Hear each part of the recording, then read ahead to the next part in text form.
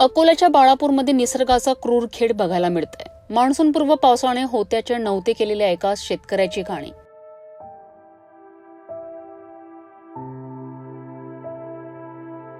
प्रशांत गायकवाड या शेतकऱ्यांनी 3.5 एकर शेतीत यावर्षी सोयाबीन आणि कांद्याची लागवड केली. परंतु अपेक्षित भाव न मिळाल्याने मोठे नुकसान झालेत.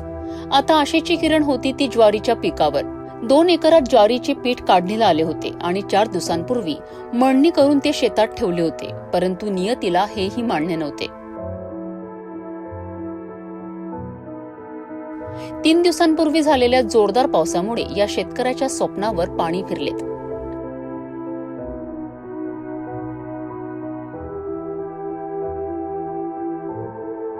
शेतात काढणीला आलेली ज्वारी पूर्णपणे भिजली आणि आता त्या ज्वारीच्या कणसाला चक्क कोंब फुटले आहे.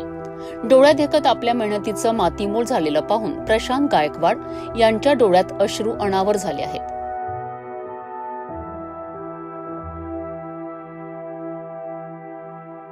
दोन एकरातील ज्वारी पूर्णपणे काळी पडली आहे. बँकेतून सोनं गहाण ठेवून त्यांनी या पिकाची लागवड केली होती आणि आता 2 लाखांचं मोठं नुकसान झालं आहे.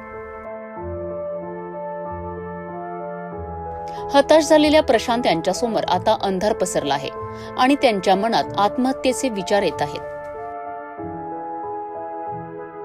ही केवळ एका शेतकऱ्याची व्यथा नाही, तर निसर्गाच्या लहरीपणामुळे संकटात सापडलेल्या अनेक शेतकऱ्यांची ही कहाणी आहे.